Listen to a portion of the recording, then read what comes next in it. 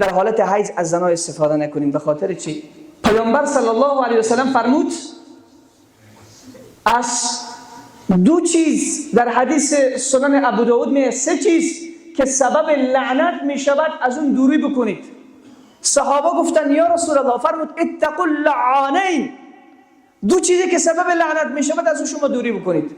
قالوا وما اللعانان یا رسول الله صلی الله علیه و سلم، اون دو چیزی که سبب لعنت می شود چی هست؟ فرمود الذی یتخلا فی طریق الناس او ظلهم، اونهایی که ادرار میکنن در راهی که عبور مرور مردم است، یا به قضای حاجت می نشینن در محلی که اونجا محل عبور و مرور مردم است. این مورد لعنت الله هم قرار میگیره، مورد لعنت خلق خدا هم قرار میگیره.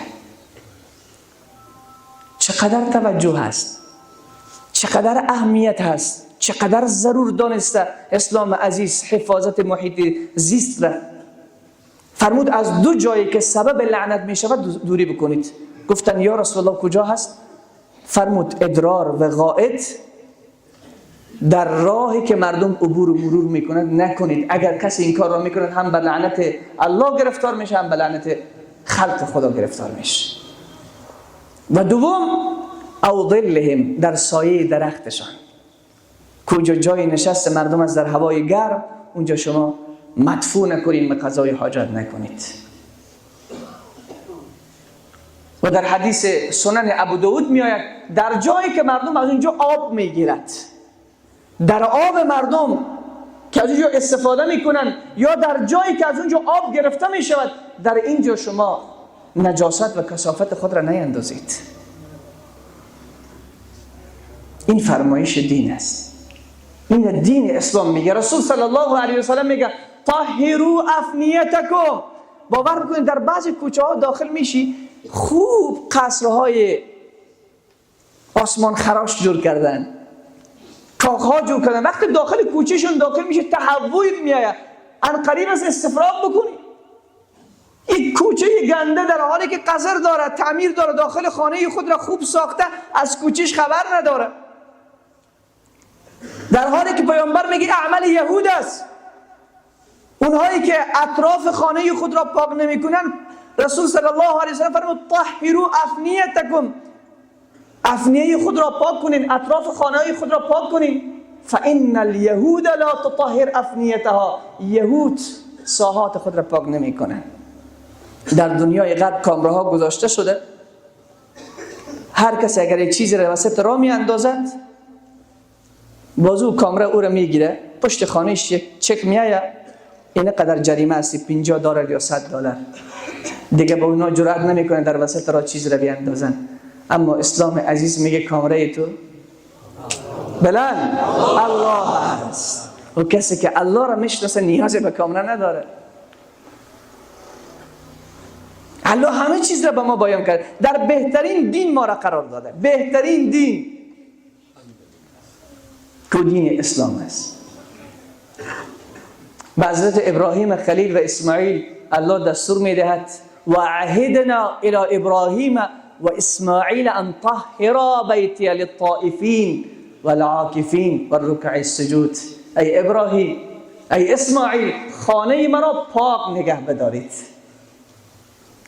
خانه مرا پاک نگه بدارید. پس اون مسلمانی که داخل مسجد می شود در حالی که پایش بوی بد دارد و او را نشسته داخل مسجد به همون پای می آید، پس این به فرمایش دین گوش نکرده، این نافرمانی هم الله را کرده، هم نافرمانی رسول الله صلی الله علیه و سلم را کرده است.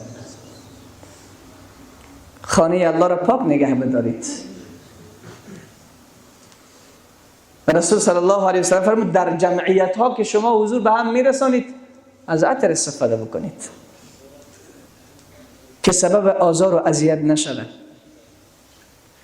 فرمود اگر در سفرید، اسلام به نظافت چه جاهایی را اسلام در نظر گرفته، اگر در سفرید، از سفر آمدید، مستقیما وارد خانه خود نشوید. اگر می توانید پیشتر خبر بکنید خانواده خود را که من آمدم، تا خانواده و همسرت برای تو خود را آماده کند و نظافت بکند. سبحان الله. از زنت نمیتوانی اسلام و نظافت، اسلام خود را بشناس. حتی از زنی که الله برای تو حلال قرار داده، از محلی که اونجا گنده هست و نجس هست، اسلام عزیز اجازه نداده که تو استفاده بکنی. ملعون من اتا امرأة فی دبرها. چقدر تاکید. ملعون است اون کسی که از محل که خدا اجازه نداده از زن خود استفاده میکند، از جای گندگی و نجاست. بگو یک بار الله اکبر. غیر از اسلام دیگر دین سراغ داره که این همه اهمیت بدهد به حفاظت و پاکی؟ هیچ دینی نیست. حتی از زن حلال تو، از محلی که اونجا میگه در حالت حیض از زنها استفاده نکنیم. به خاطر چی؟ به خاطر که مرض است، میکروب است. از عقب زنان استفاده نکنیم، حرام است، ملعون است کسی که از اونجا استفاده میکنه، مورد لعنت قرار گرفته است. جوانان عزیز، پدران بزرگوار، خیلی زیاد توجه بکنیم به این. حالا امروز ما تمام وظیفه پاکی به دوش زنا هست، مرد دست نمیزند. حتی اگه بعضی ها خبر میشه که فلانی مرد با زن خود در خانه کمک میکنه، میگه چی هست؟ زنچو هست. از زن خود زیاد میترسه. این سنت مطهر رسول معظم اسلام صلی الله علیه و سلم است. زنچو نیست، سنت پیامبر است. علمای کار را میکردن. حتی یکی از علمای دیوبند وقتی همسرش مریض میشد درس را تعطیل میکرد. میگه تا چند روزی که همسرش داخل خانه مریض بود، تمام پرستاری، نظافت، پخت و پز همه را این عالم بزرگوار میکرد. میگفتن چرا؟ میگفت این سنت نبی است. خب ما از سنت نبی دور شدیم. ما که سیرت نمیخوانیم، ما که کتاب سنت بر نداشتیم، ما که از روش رسول صلی الله علیه و سلم دور ماندیم. امروز اگر یک پسر به همسر خودش مهربانی میکنه، باز پدر مادرش چی میگه؟ میگی از زنش میترسه، خیلی زنچوست. نه، هر چقدر محبت با زنت میکنی عبادت محسوب میشه. بگو الله اکبر. عبادت محسوب میشه. اسلام هیچ وقت به خشونت. اسلام دین محبت است، دین صفا و صمیمیت است، دین پاکی هاست. امروز اگر هر مرد احساس مسئولیت بکند که داخل خانه برم، من هم باید کار بکنم، من هم باید توجه بکنم به نظافت خانه و پاکی خانه، دیگه مشکل نیست. امروز که همه را دیوانه کرده این صفات مجازی. در صفحه مجازی مصروف هستن، 5 روز 4 روز 3 روز ظرف داخل آشپزخانه تو کوت است، کسی از او را پاک نکرده. داخل حویلی جارو زده نمیشه، لباس ها در تن، حتی غسل بعضی ها نمی کنن. عزیزی که مصروف هست میگه 1 ساعت، نیم ساعت، 40 دقیقه که داخل تشناب باشیم خیلی استفاده از واتساپ میکنیم ما.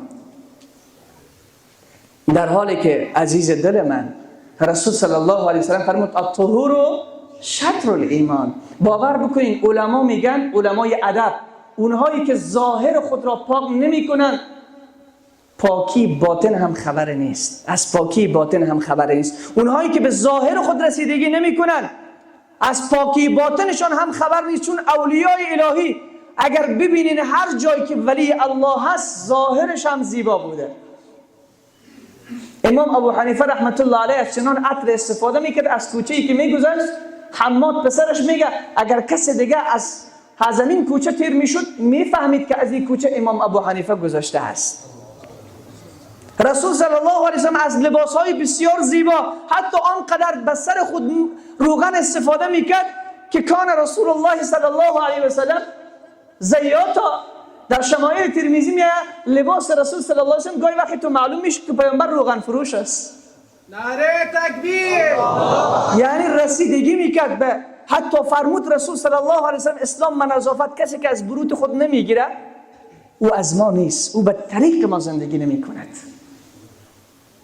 من کان له شعر فلیکرمه، کسی که موی دارد موی خود را درست نگاه بکنه، جوریده و ناپاک نگاه نکنید. این همه فرمایش دین است، اسلام و نظافت. پس چقدر ما دور ماندیم از اسلام عزیز. در دنیای غرب امروز توجه شده که ظاهر زیبا باشه، ظاهر خیلی لباس های فاخر و زیبا، اما از باطن خبری نیست. باطنشان چنان آلوده و گنده هست، چنان از شرک و کفر و بدعت و معاصی و فحشا پر شده که گندگیشان به 20 میلیون مرض ایدز فعلا در دنیا بیداد میکنه. گندگیشان فضا را مکدر کرده. نه شفاخانه ها جواب دادن. این همه امراضی که به نام کرونا آمده بود، میگن همین مرض حیوانی بود که از چین بروز کرد، به خاطر که اونجا به نظافت و پاکی اهتمام نکردن. هر حیوانی که خوششان آمد خوردن. و شما میدانید اسلام عزیز ما میگه هم ظاهرت را زیبا بگردن، هم باطنت را زیبا بگردن. حضرت حکیم الامت طحاوی رحمه الله میفرماید باطنی که ظاهرش به دین آراسته نباشد، ظاهری که باطنش به دین آراسته نباشد، هیچ درد را درمان نمی کند. پس عزیزان دل زیاد توجه بکنید. حتی در دکانی که هستین، اگر میبینید پیش روی دکان همسایه‌تان پاک است، پیش روی دکان شما ناپاک است، یا پیش روی دکان شما پاک است، پیش روی دکان همسایه‌تان ناپاک است، تو فهمیدی که پاکی چی بوده؟ ایمان بوده. برو پیش روی دکان همسایه خود را هم پاک کن. اون کوچه‌ای که تو هستی، مرا چه غرض من پیش روی خانه خود پاک میکنم؟ این اخلاق مسلمان نیست. او یهودی گفت از این کوچه، از این سرکی که من عبور کردم 2 روز شده از این مسلمان عبور نکرده. اگر مسلمانی از این سرک میگذشت، این سنگ فعلا در وسط راه نبود. اخلاق مسلمان امین است که نگویا مرا چی غرض، ما خود پیش روی خانه خود را جور کردیم، ما خود جوی پیش روی اولی خود را پاک کردیم. نه برادر مسلمان، تو مسئولیت داری. تو فهمیدی که پاکی جز ایمان است. تو باید با عمل خودت، با کردار نیک خودت، با اخلاق خودت دیگران رو تعلیم بدی، دیگران رو فراخوان بدی به سمت دین. تنها نمیشه به زبان، به عمل هم باید نشان داد. به عمل هم مسلمان بودن رو باید نشان داد. انشالله بعد از این توجه میکنیم. موتر در وسط سرک بسیار به سرعت میره، جوان داخل موتر، خواهر داخل موتر، یک چیزی استفاده میکنه از میوجات، با زور شیشه رو پایین میکنه، بین سرک میاندازه. هست یا نیست؟ بین سرک رو میاندازه. اگر مسلمان به معنای واقعیش میفهمید که من در کدام دین هستم، به معنای واقعیش میفهمید که اسلام چقدر اهمیت قائل شده به محیط زیست، اگر میدانست که هوا مکدر میشه، فضا خراب میشه با سیگارتی که من دود میکنم به هوا، و برادر مسلمانم اذیت میرسه، به همسری که داخل خانه دارم یک قوطی سیگارت من امروز غم دارم، من امروز غمگین هستم، یک کسی از من مرده، من نقص کردیم در بازار، این مشکلی به من پیدا شده، 2 قوطی سیگارت مانده، کلش زده در داخل خانه، تفلکایش هم هست، همسرش هم هست، طفل 1 روزه و 1 ماهه‌ایش هم هست. در حالی که میداند این آزار و اذیت است، اون زن بیچاره چیزی گفته نمیتونه، دخترش چیزی گفته نمیتونه، پسرش چیزی گفته نمیتونه، پای سر پای مانده و دود میکنه. هست یا نیست؟ آواز بلند میشه. پس باید خفه شویم که مولا چه دیگه پاره میزنه.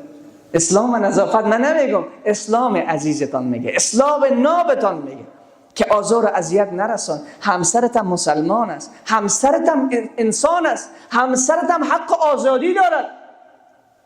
خیلی نمیشه کسی که زن گرفت این زن دیگه کنیزم است، هرچی من گفتم باید امو بشود. نه، اون نصف شریک زندگی توست، در نصف زندگی تو شریک است. تو هم رأی داری و هم رأی داره. پس عزیز دل من، حتی علما میگن، دکتر راتب نابلسی میگه وقتی مادر سیگرت میزنه یا چلم استفاده میکنه، این دود وقت داخل شکم میره. و امروز توسط اولتراسون، همون معاینات تلویزیونی در دنیای غرب و اروپا دیده شده که در داخل شکم مادر وقتی این دود کشف میشه، میگه این تفلک داخل شکم 2 پایه به شکم مادرش میزنه، همون تفلک در داخل شکم مادر اذیت میشه. لا ضرر ولا ضرار فی الاسلام. با مسلمان ضرر رساندن در اسلام اجازه نیست. اون جنینی که داخل شکم مادر است، اون هم انسان است، اون هم در آینده اشهد ان لا اله الا الله و اشهد ان محمد رسول الله میگه، چون فرزند اسلام است. پس عزیزان من بیاییم که توجه بکنیم به این حفاظت، گفتم اسلام و نظافت. به این نظافت اگر ما توجه کردیم، این از بدن ما شروع میشه، از قلب ما شروع میشه. اسلام میگه چشم خود را از ناپاکی ها نگه بدار، به گوشت ناپاکی نشنو، با دستت ناپاکی نگیر، به شکمت ناپاکی نریز. حضرت علی فرمود شکمی که با 2 لقمه نان سیر میشه، قبلا هم براتون گفته بودم، با 2 لقمه نان سیر میشه، حیف است که تو رو به آتش جهنم بکشانه. اگه تو داشی خوردی، یک فقیر دیگه یک توت نان خورده، هر دیتون سیر شدی. اسلام عزیز میگه شکمت را از حرام پاک کن و نگه بدار، دستت، چشمت، گوشت، بینیت، حتی عطر که حرام است از یک خواهر مسلمان خود در بینی خود استشمام نکن. وقتی اسلام و نظافت میگه همه را شامل میشه، محیطت، خانوادهت، شهرت، کشورت. الله رب العزت و الجلال به این نظامی که فعلا اینجا حاکم است از این بیشتر توفیق نصیب بگردانه، از این بیشتر به اینها الله رب العزت و الجلال توانایی نصیب بگردن که این شهر ما و این کشور ما را آباد بگردانن. که الحمدلله توجه خیلی جدی هم کردن، خیلی جاهایی که ویران بود ساختن. اگر ما دست بالای دست دادیم کنار هم استاد شدیم، دیگر مشکل از کشور ما هم حل می شود. چرا ما با اروپا و آمریکا از دید ظاهر البته با معنویت که ما به مراتب میلیاردها سال از آمریکا و اروپا بالاتریم، به خاطر که ما چی میگیم؟ اشهد ان لا اله الا الله و اشهد ان محمد رسول الله. از دید ظاهر هم توجه اگر بکنیم به شهر خود، به کشور خود، این شهر ما آباد شده بود. اگر نگوییم پشتون، نگوییم ازبک، نگوییم هزاره، نگوییم ترکمن، همه کنار هم بگوییم اشهد ان لا اله الا الله شعار ما هست، قرآن کتاب ما هست، محمد صلی الله علیه و سلم پیامبر ما هست و ما این شهر و این کشور ما هست، سر کل ما حق داره. و اگر ما به نظافت و پاکی این کشور توجه میکردیم، ما خیلی عروج داشتیم، خیلی بلند بودیم. اما متاسفانه دشمن نگذاشت. الحمدلله الان که جوانان این ملت بیدار شدن، بیاییم که بعد از این به این نظافت توجه زیاد بکنیم.